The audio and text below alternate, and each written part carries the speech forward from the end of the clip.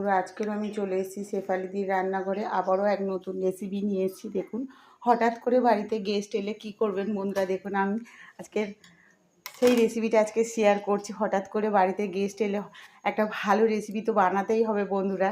তার জন্য দেখুন আমার ফ্রিজে দেখছি, আমার বাড়িতে গেস্ট এসে ফ্রিজে দেখছি 4 পিস রুটি আছে। 4 পিস রুটি নিয়ে নিয়েছি, একটা আলু সেদ্ধ দেখলাম ফ্রিজে আছে, আলু সেদ্ধটা নিয়ে নিয়েছি। আর এখানে খানিকটা ব্রেড কাপ, 4টে রুটি আমি গুঁড়ো করে নিয়েছি, মিক্সিতে ব্রেড কাম তৈরি করে নিয়েছি। আজকে এই রুটিগুলো দিয়ে আজকে একটা সুন্দর রেসিপি তৈরি করব, প্যাটিসের মতন। সেটাই আজকে তোমাদের সঙ্গে শেয়ার করছি। আজকে আমি প্যাটিস করব রুটি দিয়ে।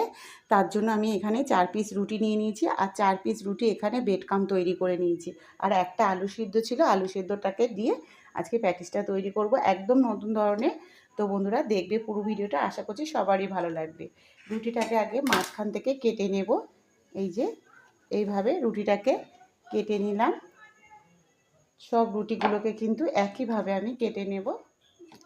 এই দেখুন বন্ধুরা, আলুটা এখানে নিয়ে নিয়েছি। আলুটা এবার মাখিয়ে নেব, একটা পুর তৈরি করে নেব। এখানে দিয়ে দিলাম হাফ চামচের মতন, একটু লঙ্কা গুঁড়ো, হাফ চামচের কম।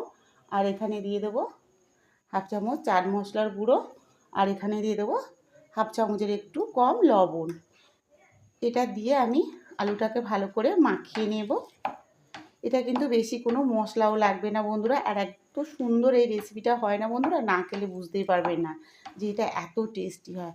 আর বাড়িতে থাকা মাত্র কয়েকটা উপকরণ দিয়ে কিন্তু এই রেসিপিটা তৈরি হয়ে যাবে। আর চটজলদি কিন্তু এটা হয়ে যায়। আপনি চা বসিয়ে দিয়ে কিন্তু এই রেসিপিটা বানিয়ে নিতে পারবেন, এটা এতটাই তাড়াতাড়ি হয়ে যায়। তো আমি আলুটাকে মাখিয়ে নিলাম। এই দেখুন বন্ধুরা, 4খানা আমি গোল করে নিয়েছি। নিয়ে এবার প্যাটিসগুলোকে তৈরি করে নেবো। একটা প্লেট নিয়ে নিয়েছি, এই যে একটা ব্রেড নিয়ে নিয়েছি। আলুটাকে কিন্তু সুন্দর করে আমি এর ওপরে দিয়ে দেব। আর এটা খেতে অসাধারণ হয় বন্ধুরা, একবার বানিয়ে খেয়ে দেখবেন, এত সুন্দর হয় না, না খেলে বুঝতেই পারবে না যে এটা এতটা সুন্দর হয়। তো দেখতেই পাচ্ছ বন্ধুরা, আমি আলুটাকে দিয়ে দিয়েছি। আর একখানা ব্রেড দিয়ে আমি এটাকে চেপে দেব। এই চেপে দিলাম, এটা আমার রেডি হয়ে গেল। একইভাবে আমি সবগুলোকে তৈরি করে নেব। এই যে আমার 4খানা কিন্তু তৈরি হয়ে গেছে, দেখেই বুঝতে পারছো বন্ধুরা, 4টে কিন্তু প্যাটিস আমার তৈরি। দেখুন বন্ধুরা, আমার প্যাটিসটা কিন্তু একদম সেট হয়ে গেছে। এবার হাত দিয়ে আলতো হাতে একটু চেপে চেপে নেব। এই যে একদম সুন্দরভাবে কিন্তু দইটাও বসে গেছে, ব্রেড ক্রাম্বগুলো সুন্দরভাবে সেট হয়ে গেছে। এই দেখুন, এবার এগুলোকে ভেজে নেব। এই দেখুন বন্ধুরা, এটা আমার কিন্তু হয়ে গেছে। আর কতটা সুন্দর হয়েছে দেখেই বুঝতে পারছো। এগুলোকে আবারও আমি উল্টে পাল্টে ভেজে নেব ভালো করে।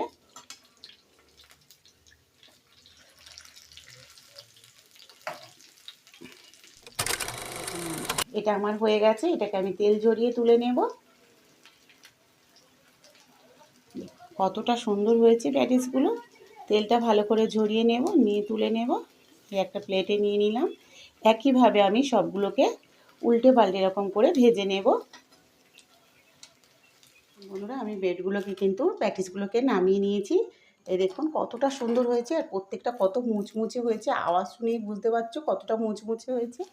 আর আপনি আপনাদের একটা এরকম কিস্তি করে দেখাচ্ছে, এই দেখুন আওয়াজটা শুনেই বুঝতে পারছো কতটা সুন্দর হয়েছে। আর সুন্দরভাবে কিন্তু প্যাটিসগুলো তৈরি হয়ে গেছে। এখানে আমি টমেটো সস দিয়ে দিয়েছি। খেতে কিন্তু অসাধারণ হয়েছে বন্ধুরা।